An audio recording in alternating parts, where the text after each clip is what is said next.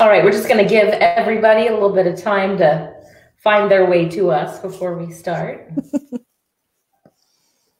Now we swapped. Now the turtlenecks are on a diagonal and the florals are on a diagonal. There we go. Yeah. There we go. It's balanced now. It's more pleasing to the eye. We planned it.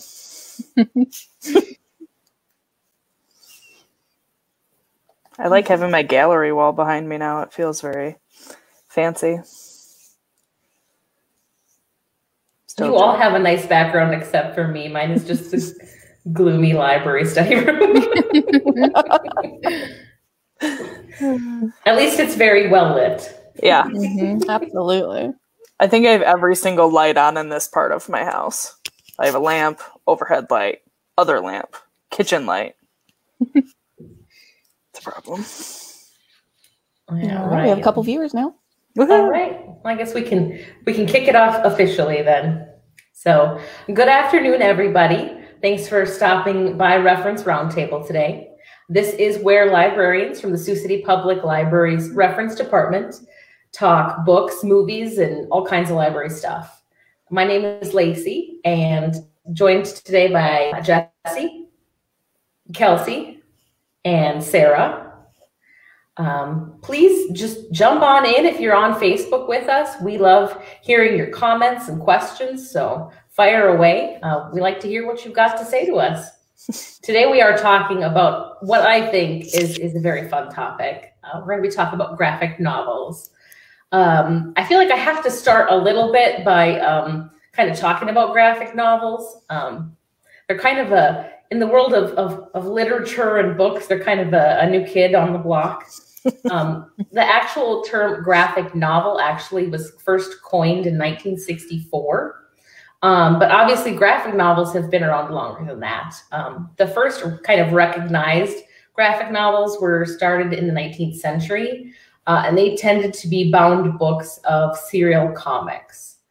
Kind of what we think of now as the more modern graphic novel really took off in the 1970s here in the United States. The graphic novel called A Contract with God by Will Eisner came out in 1978, and it officially called itself a graphic novel, and it became very popular and really kind of coined the term and made it more widespread where, you know, just your average person was knowing what you were talking about. So today we're really going to focus kind of on the American idea of graphic novels. Every country has their own version of graphic novels, their way of describing them, what they mean to that person in that country. We could do a whole episode talking about what's a graphic novel, what is not a graphic novel. Much smarter people have written papers and have very strong opinions, but I belong to the club that says there's really no exact definition that you can just close the book and say, this is it. It has to fall into these categories. I'm very inclusive, but I don't think that's too surprising for a librarian.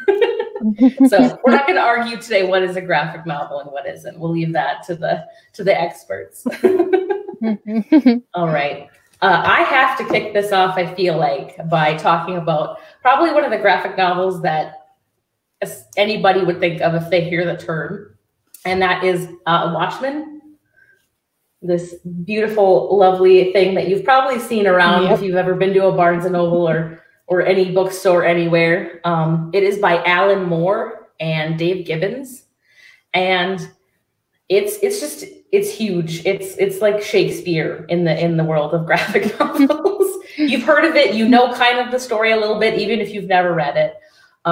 It was actually voted one of Time Magazine's 100 best novels of the 20th century. The only graphic novel to make it on there. So it was a big deal when it came out. And long story short, it is basically kind of an alternate history story. It takes place in the mid-1980s. It's very much a kind of a Cold War story. The United States and the Soviet Union are really kind of on the brink of World War III. And this is a world in which there are superheroes. People know there are superheroes. But they're not looked on positively anymore. And you really, in this story, you get to see the lives of these superheroes. They're human beings. They have failings. They make poor decisions. They do everything we do. And it's just it's a great big story. A lot of stuff happens. But I'd recommend you just read it to find out. Definitely. I remember reading that in a Barnes and Noble, just kind of grabbing it off the shelf, sitting down on the floor and just reading it from cover to cover. They might frown on that, but I did it anyway. And it was just so good. Yeah, I remember reading it very, very quickly. I mean, it looks big, and it is big. I mean, but there are a lot of pictures. It's very colorful. I think for as long as it is, it reads very fast. It's a fast-paced story. There's a lot of action. Cool. So I'm going to talk about the first graphic novel I ever read, and that is Fun Home, and it's by Alison Bechdel. Yes. And so I actually read this by accident because I read the synopsis. I had no idea it was a graphic novel. I read about it and it was like, oh, this sounds really good. It's actually a memoir, I love memoirs. So I'm like, yeah, this sounds like my kind of book. So I put it on hold and I got it and I opened it and I'm like, oh, it's a graphic novel. So you didn't even know it was a graphic novel. Nope. So I'm like, well, I have it. I'm going to try it anyway. And it was really good. I really enjoyed the story. Alison Bechdel, she was actually known for her cartoon strip, Dykes to Watch Out For.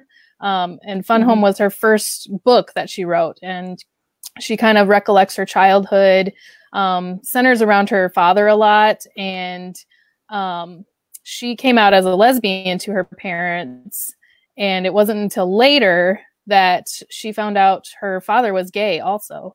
And before they could kind of reconcile with each other and talk about each other, he passed away. So that's what it says. It's a tragic comedy because it's kind of a heartbreaking story, but she also throws in a lot about her childhood. Her dad did a lot of renovating. He would renovate a different part of their house every day. And he directed a funeral home. So that's where the Fun Home comes from. They called it the Fun Home when they were kids. So I just recently found out that they actually created a musical adaptation of the book. So it's been running on Broadway since 2015, I believe. So interesting stuff. Cool. Yeah. You like those heart-wrenching stories, don't you, Sarah? I guess I do. The memoirs and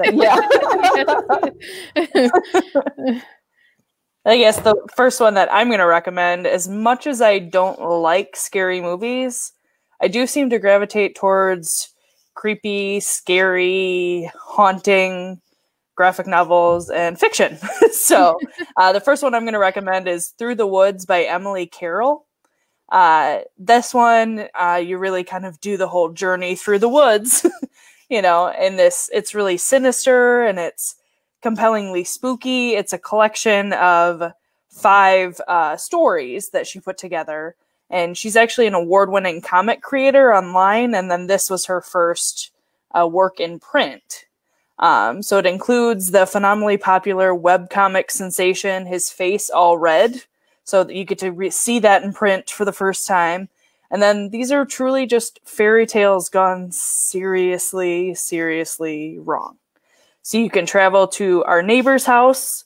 That kind of, the coming back is kind of a problem. You can find yourself a young bride in a house that holds a terrible secret and a lady's hands are cold. You might try to figure out what is haunting my friend Jana, or discover that your brother's fiance may not be what she seems in the nesting place. So they kind of have this super creepy tone, like I mentioned. That sounds creepy. That sounded. I don't. Okay.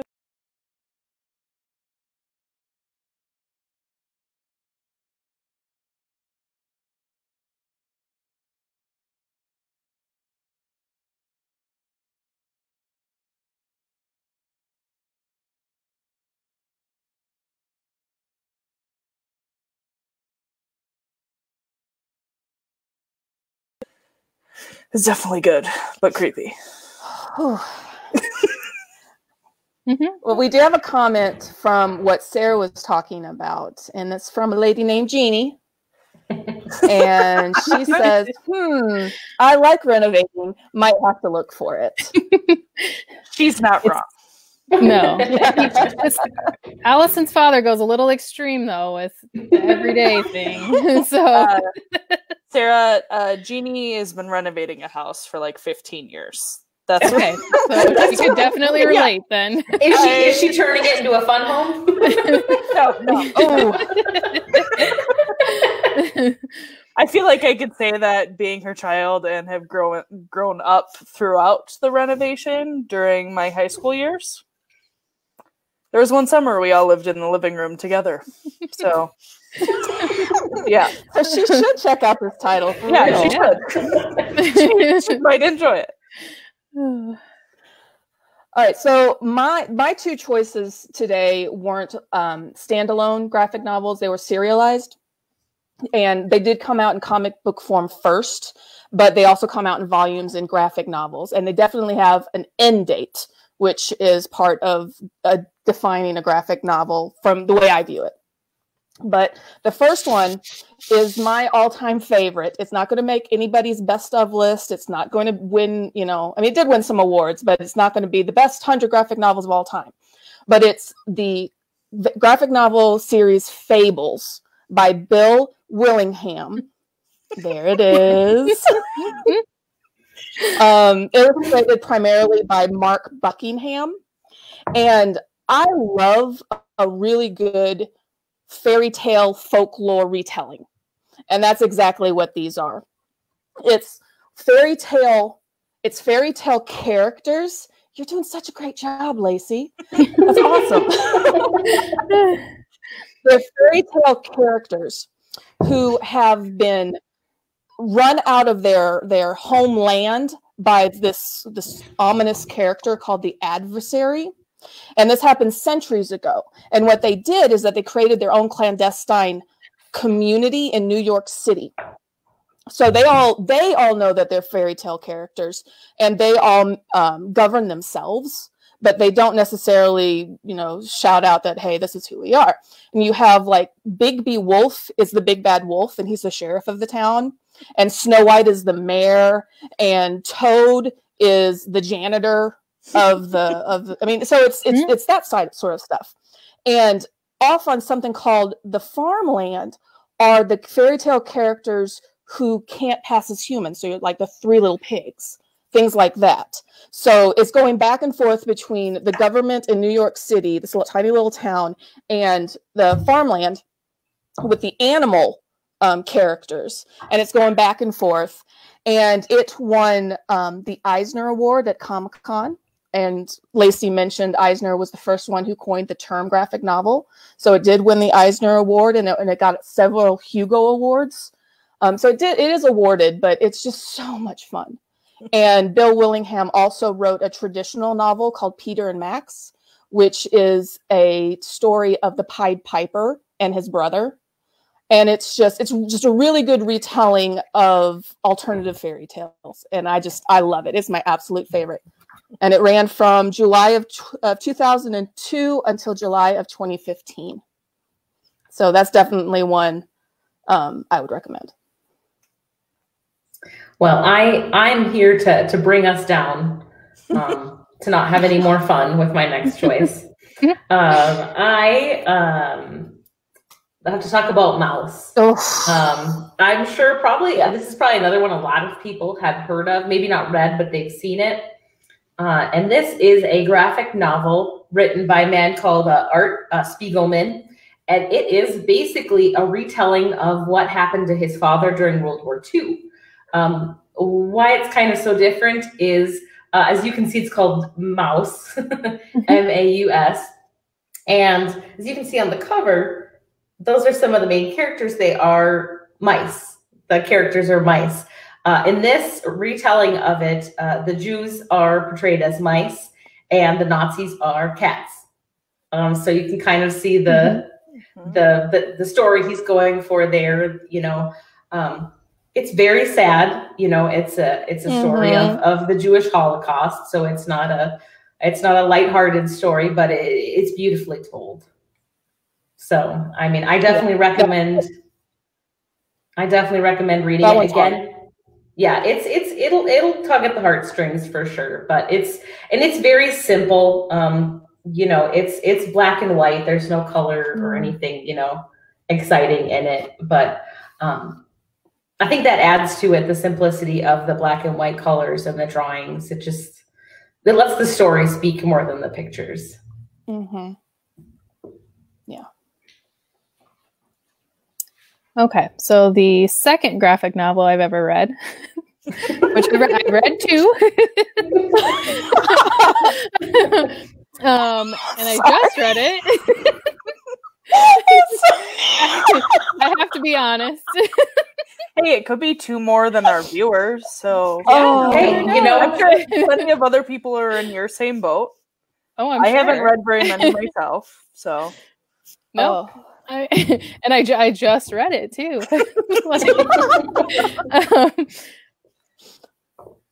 So anyway, it is Fight Club 2, and it's by Chuck Palahniuk. And I read it because, well, when we started talking about we were going to do an episode of graphic novels, I'm like, okay, I know I've read one, and I know of another one that I haven't read yet. So I decided to read it. And I read it after I read some reviews from diehard Chuck Palahniuk fans that were saying, don't read it. This is horrible. If you like Fight Club at all, do not read this graphic novel. And I read it anyway. I wasn't super impressed, but I'm glad I read it. It's interesting. It's an interesting take on a Chuck Palahniuk book because, you know, his books are so complex and interesting. And sometimes you have to reread paragraphs several times to even get what he's saying. So I liked the pictures along with his story. It was a super fast read, and you know, it was the same characters, and he kind of expanded on Fight Club and took some weird turns and even wrote himself into it. But I really liked yeah. So it was interesting. I'm glad I read it. And the fables sound so interesting, so I might read some more graphic novels now. So I think I'm gonna have to try fables too. Yeah. So anyway, Adam did comment on Mouse, and I thought it did as well. But he commented that he believed that Mouse won the Pulitzer, and then Joe said it did in 1992. So thank you, fellas. I thought it had. I thought it had, but I wasn't for sure. So thank you guys for bringing that up. Look at them doing graphic research. novels can win Pulitzers. Yes. Yeah. Cool. They're doing research like reference librarians.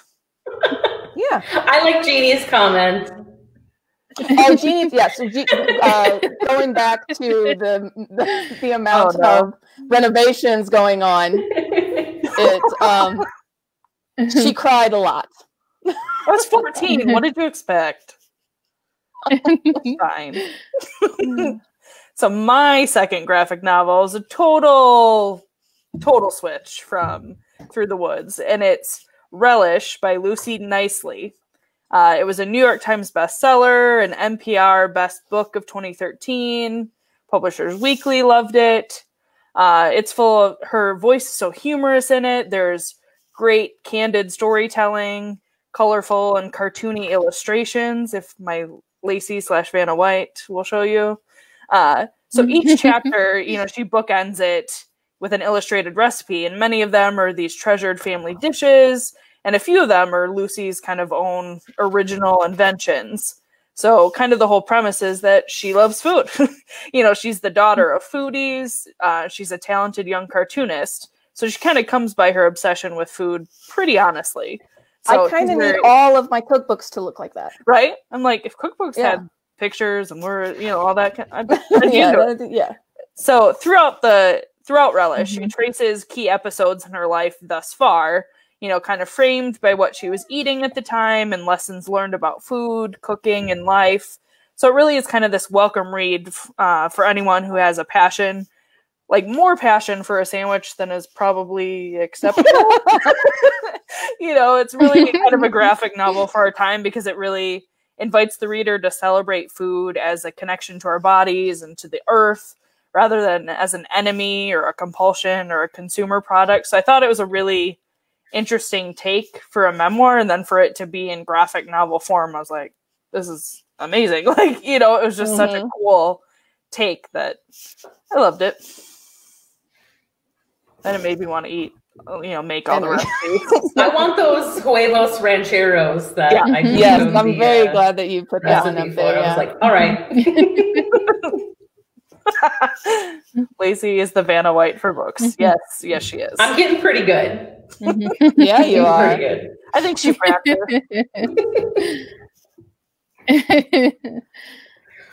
All right, so my second one might have the most name recognition of any of the ones that we talked about today, and that was a serial graphic novel. You might have heard of it, called The Walking Dead. No.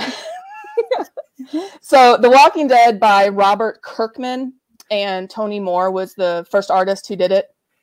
Tells the story of zombies, and obviously I'm really be surprised if you haven't heard of the AMC series The Walking Dead. It's based off of this graphic novel, and it's the story of Rick, a sheriff in Kentucky, who woke up and found that his entire town and world had been attacked by zombies. And it's him trying to find his family and then create his own little group of people to keep each other alive. And it's basically, that's the premise. It's a zombie apocalypse. And what I find interesting about it is that some of the absolute best character relationships that you can find in literature, because you're put in these extreme, absurd circumstances, but true everyday emotions and everyday interactions and everyday relationships just become more heightened. And one of the things I remember watching the first episode of Walking Dead when it came out, the graphic novel actually started in October of 2003 and then ran until last July. But the thing I remember watching the first episode of The Walking Dead was they were doing shots from the graphic novel. Like they were taking panels of the graphic novel and making a shot out of it. And I'm sitting there having read the graphic novels, having read the comics books going, oh, that's exactly how it was. And it just got me really excited. I can be excitable anyway when something's cool, but it got me really excited that, okay, they're for real about this. They're wanting to do this and do the graphic novel proud. The series did end up going in a different direction than the graphic novel did itself. But that's for anything. I mean, that's going to happen when it becomes its own thing. But that was another one that I felt had to be mentioned if we're going to talk about graphic novels. Absolutely. So the one thing that I think is just super important about graphic novels is to realize that there's really something for everyone. I was browsing our wonderful, fantastic library app, Libby, that you can read ebooks on. And they have a surprising amount of graphic novels on there, just a ton. I checked out actually this morning, The Fifth Beatle, the Brian Epstein story. I am a huge Beatles fan, and Brian Epstein was their manager, and he actually passed away kind of at the height of their fame. And so this is his story. They also have on there, and I thought that Jesse would appreciate this. They also have the graphic novel adaptation of Full Moon, which is the first Dresden Files book. So maybe you don't want to read a full novel on that, is fantasy, but maybe, sitting down an hour or two with a graphic novel is more your speed. And they even have a trilogy called March. It is about the civil rights icon, John Lewis, and his life and his lifelong fight for equality. So basically there is a graphic novel out there for anyone. I mean, they have ones that are about the history of England. I mean, if you're just looking for some facts with some pretty pictures, if you want a crazy story, if you want, a true life story, there's everything. Exactly. And Patty here is proving your point. She says, I haven't read one graphic novel, but after listening today, Mouse and Relish sounds like this might be my first and my second. Excellent. So, yeah, and I've read a lot, but I've never read Relish, and I'm like, I'm going to have to check that out. Yeah, me too. Anne also says that this is a whole new world for me. I've never heard of any of these titles. So I bet you there is something for you. Yeah, and you don't have to like all of them. That's totally acceptable. Oh no. I mean, just like you don't have to like every traditional novel.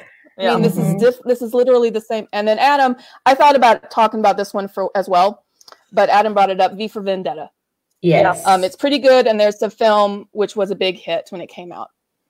I liked it too, Adam. I did. I did too. And that's actually by Alan Moore as well, the graphic novel, the same author that wrote Watchmen. So Watchmen, yeah. And I just want to say, why The Last Man, one of the greatest serial graphic novels of all time. Bone is great. I read it to my kid, and it was the first graphic novel he's ever read. And also Chew is really weird and twisted, and I love it. So you can look all those up as well. So I had to get those in. I'm sorry. Go to Jesse for your weird and twisted graphic novel recommendation. Then I go scary or food related. So Oh, then Jeannie says I agree with Patty. Yeah. I think they're definitely worth a shot. And I think with the kind of trend to adapting so many, traditional YA books or just fiction in general into graphic novel adaptations now, there's one for Jane Eyre that's out there. There's the Graveyard Book. There's so many different things that if you already read that book, it can be kind of fun to then go read the graphic novel to kind of, kind of almost like a movie. You can see how they've adapted it and see, does the adaptation live up to the hype? Do they create this character and make them look like how you thought they were going to look as a cartoon and, different things like that. You could probably find any classic novel has a graphic novel somewhere. Oh, for sure. Yes, definitely. Yeah. There's a lot of like really classic stuff like Dickens or Shakespeare. They're all out there. Yeah. And this makes us so happy. Yeah. I'm glad you've taken notes and that you want to grab a couple of them when we open. I love reading that. Oh, and okay, I have to do this because I'm leading this, so I can take over. I also have to mention, I didn't bring it with me, but a honorable mention goes to Andre, which is a graphic novel about Andre the Giant, the wrestler from the 80s and early 90s. It's just a fantastic story. You don't even have to like wrestling, which is I think it helps. But you don't have to like wrestling. He was in The Princess Bride too. Yes, he was. Yes. That's true. He was in The Princess Bride. I feel like they do talk about that as well. Episode to like plug wrestling somehow, and this is it. You bet. You bet.